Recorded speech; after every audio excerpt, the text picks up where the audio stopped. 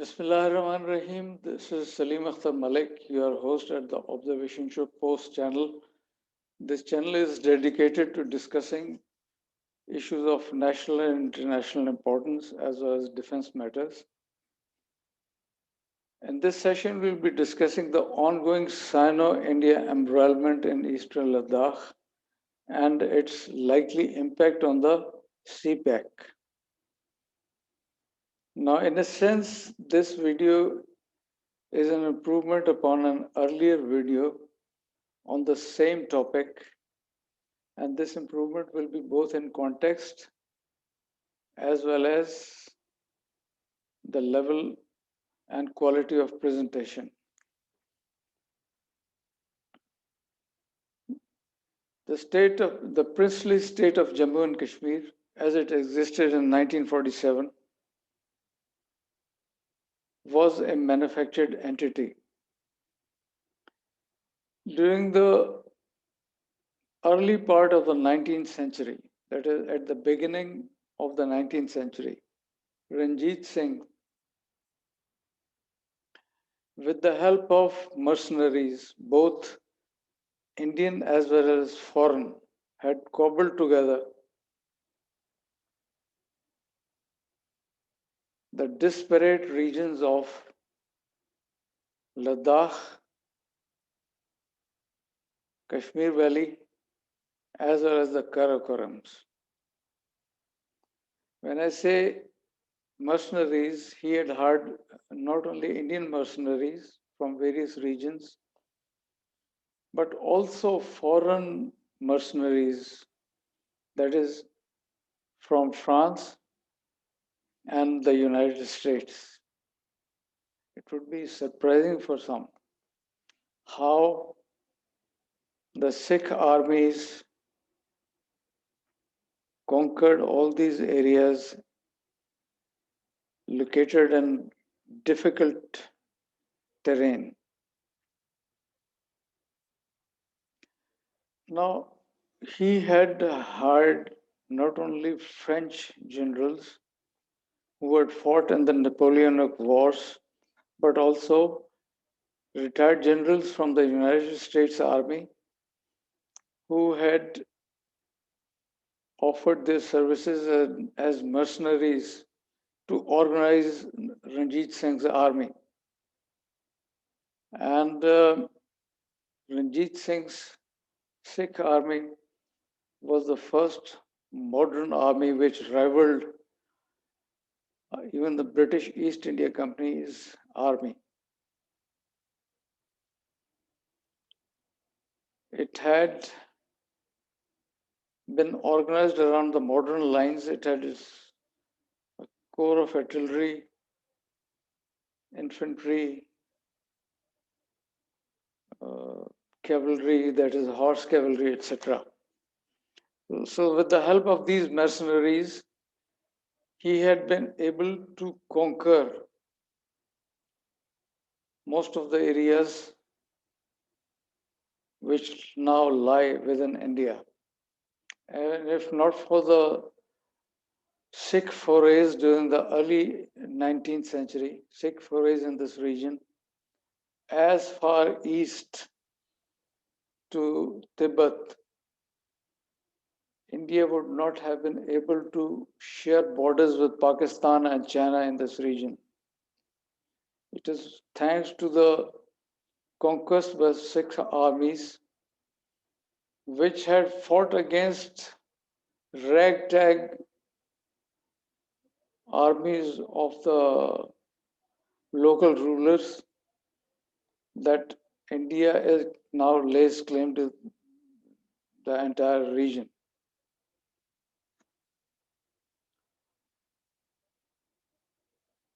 That was the background to it. Now, the area to the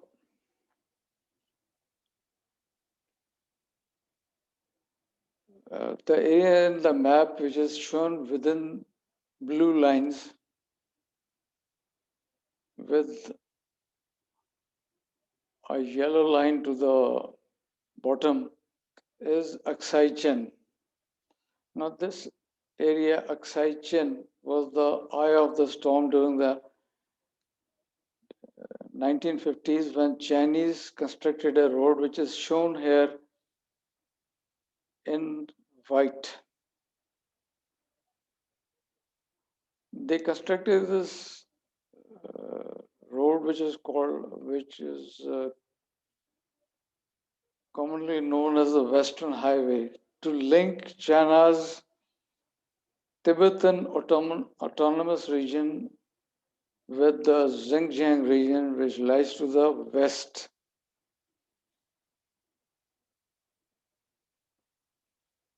Now, before that, during the 19th century, that is the early 19th century, when the Sikhs were carrying out their conquests in the region, the British had surveyed this area, and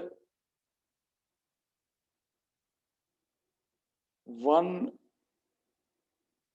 William Johnson, a surveyor with the Survey of India, had demarcated India's, that is British India's border with China.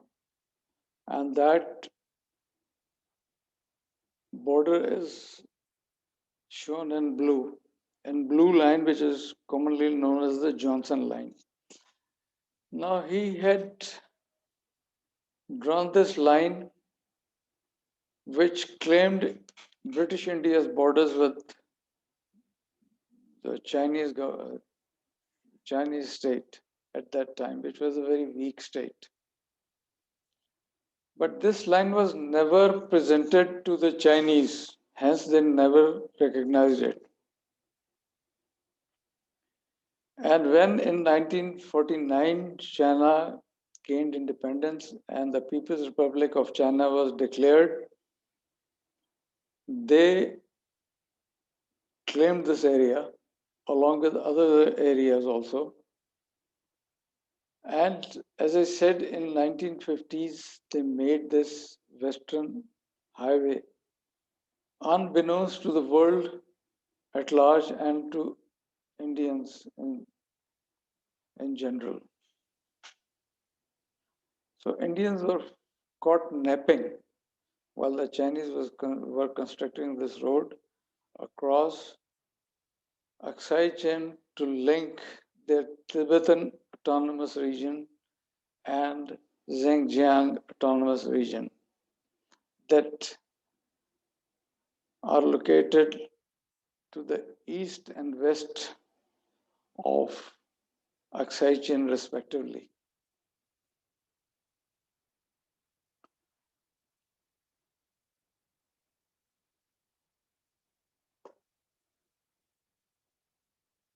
We come to the 1960s, 1950s and 1960s. Now, this brings us to what is commonly known as the line of actual control. This term, the line of actual control, was first used by the Chinese Premier Zhou Enlai. And he offered in 1959 that the Chinese and Indian forces, wherever they are, they should not move any further and claim any areas to the east or west of those positions. And call this line, the dividing line between Indian and Chinese forces, as the line of actual control. But this was the offer was arrogantly snubbed and rejected by Nehru, who had laid claim to all the territories which were claimed by the British Raj, because Nehru considered India, that is the independent India, as successor to the British Raj and the subcontinent. Now, long and short of it, The Chinese captured the entire Aksai Plateau for reasons which I have spelled out earlier, that it was a strategic region which linked the Tibetan Autonomous Region and the Xinjiang regions. They had captured or occupied part of Aksai Chin during 1959, and they captured the entire plateau during the 1962 border war with India. Presently, the line of actual control runs roughly along Nubra River, which is shown in the middle of the map or the sketch. Now the Chinese, after capturing the area roughly along the Nubra River, they declared a unilateral ceasefire and advised the Indians not to advance within 20 kilometers of the line which had then separated at the time of ceasefire, the unilateral ceasefire declared by the Chinese. So it runs roughly along Nubra River, and the Indians speculate that the Chinese actually want this line to run along Shiok River towards the further west. Now, the reason is the same. The Chinese want the line of actual control to be pushed further west of the present line of actual control in order to secure the approaches and the dominating features controlling the Aksai Chin Plateau. And the Chinese, as Indians speculate, want the line to eventually run along Indus River. They want the line of actual control to run along and aligned along Indus River eventually. And this may take place at some time in the future when Pakistan and China may launch a combined offensive to push India out of this region. And this is where we should see Siachen Glacier and the Karakoram Tract, which Pakistan ceded to China in 1962, after the 1962 Sino-Indian War. These are the shoulders which the Chinese had been trying to secure since 1960s.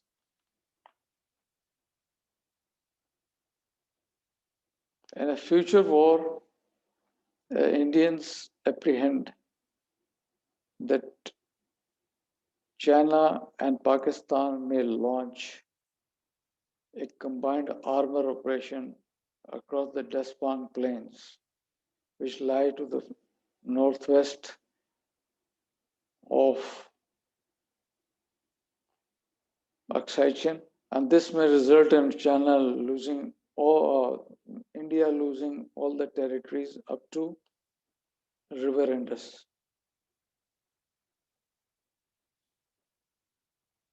This brings to the fore the region of Gilgit-Baltistan, which lies further towards the northwest of Jammu and Kashmir.